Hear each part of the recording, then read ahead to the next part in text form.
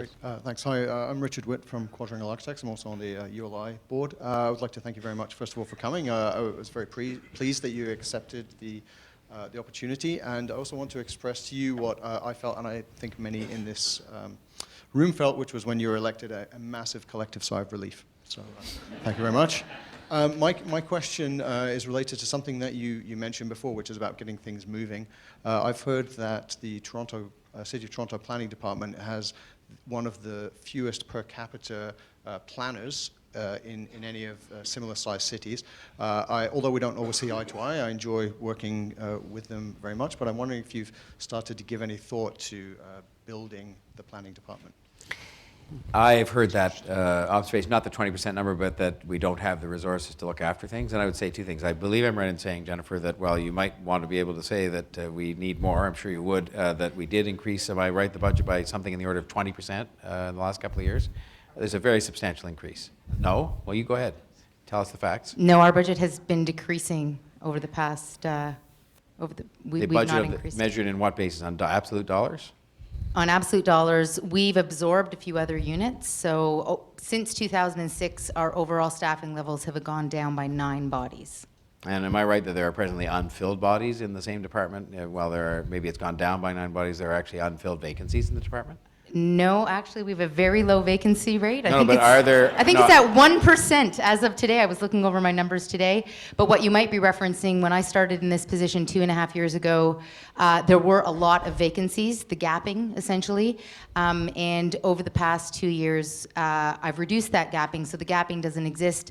So our capacity has increased because we now no longer have vacancies. That has happened over the past 2 years. All right. And if I was to say to you that we could find a way together, you and me and many others, to expedite the planning process so that we're not having what is described to me on a regular basis by various people participating in the industry, that we might have more capacity then to address a broader range of projects more expeditiously and thus increase capacity. Would you think that's a possibility?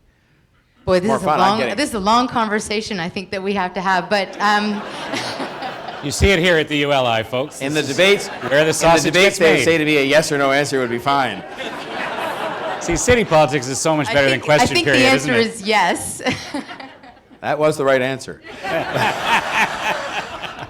Do you know what? Look, Jennifer, I don't mean to put her on the spot, but she took the microphone. So, I mean, it's not... I believe that we have to have the resources to get the job done, and when I will say that I think we're taking too long to get responsible, careful planning done in as expeditious a manner as you can do it and still be responsible and careful, I think a part of that is the way we go about doing this, and it, I describe it as kind of a spin cycle we get on, and I'm not being, by the way, it isn't just the planning department, it's all the other departments that get involved in all of this, and I think what I've been told and I've seen happen is that a question will be asked, that's a valid question, an answer will be given, the departments of the city will consider the answer and then come back and say, well, that's fine, now we have another question. And the question was meant to be the last one. And you go through the spin cycle part that requires every department to re-opine after some new matter has come that really is only of interest to one part of it. And I do not think the thing is as efficient as it could be while still being careful and responsible. And if we could address that, then we will give Jennifer and other departments of the city, by the way, more capacity to address things more quickly. And customers will be happier, the people who are dealing with the departments, and I think the cost of government can go down too at the same time. I believe that as a conservative, you see, and I mean, when I say a conservative, I mean a small c, because I am a fiscal conservative. I mean, there'll be a lot of things I'll say here that will show that I'm a true progressive conservative, as Steve Paikin would catalog, because I have a deep concern about the social well-being of the city, but I also think the government can be run much, much, much better.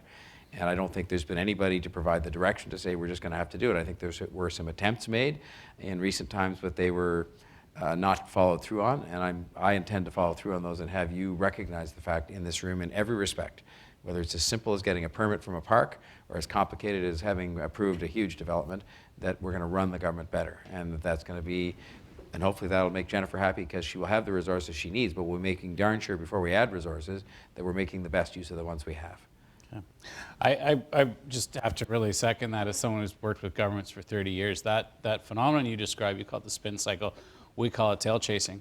that every decision gets reopened at every point when someone thinks of something new. And actually, one of my colleagues is a former principal secretary to a former premier, and he had a rule that once the discussion was done, it was done. And he actually said, if anyone comes back and says, I've been thinking about this, we're going to have a problem. And sure enough, 2 days later, same group of senior civil servants come back in and they say, I've been thinking about this. He said, I'm sorry, I really have to ask you to leave. And after that, decisions got a lot crisper and tighter, and there were resources freed up for other John, things. here's what I think it's about. And I think that the citizenry and the media, and I mean, I'm going to get myself in real trouble now when I start sort of assessing some responsibility for this. But having said all that, I think public servants have been afraid to make decisions because the environment in which they work now with polarized politics, and with more polarization or whatever the word is taking place in the media, and even with social media where things are judged so quickly that when you make a decision it's judged, I think it's led to a certain kind of lack of courage in government to make decisions. And as a result, it's easier to commission a study or start asking more questions than to make a decision sometimes. And I think we've got to start getting over that because I think it's damaging the city to have things delayed indefinitely because you end up with these different kinds of deficits because you just don't make decisions at all. And I think we have to get over that. And you see, it allows me at age 60, almost 61 now, I'm quite serene about all this. Clearly, as you've heard from my comments about Toronto being good for the rest of the country, I'm not seeking office anywhere else. But I really, so those of you who are of the same age in this room know that you feel at peace with yourself. I hope you do, and I do. And I just want to try and do what's right. And doing what's right means we've got to start making decisions, showing more courage. And I've been accused of being a person who's indecisive. I'm not at all. I mean, I had to run a huge company where you couldn't afford to sit around and have endless studies. I mean, God knows Ted Rogers would have wrung my neck if I'd been doing that, let alone anything else that would have happened, but I just couldn't afford the time. Things were moving too fast. And you had to make them quickly and efficiently, but you had to make them. And you couldn't be afraid to make them. And you couldn't be afraid of failure. I had stuff that happened on my watch at Rogers that were not successful. But fortunately, there were far more things that were than weren't.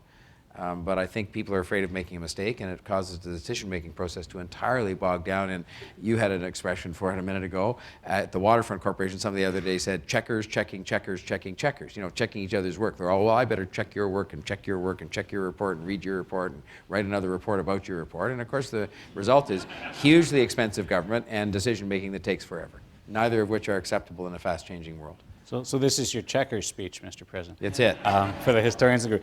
Maybe we can do this. Can we maybe have one or two more questions, and then Mr. Mayor, if you'd be good enough to maybe segue from there into the advice to young professionals, because I think we're coming close to the end of our time together, and I want to make sure we touch on that thing because there's a lot of young professional talent here and learn a lot from you. But does anyone have a question that they want to? Yes, sir.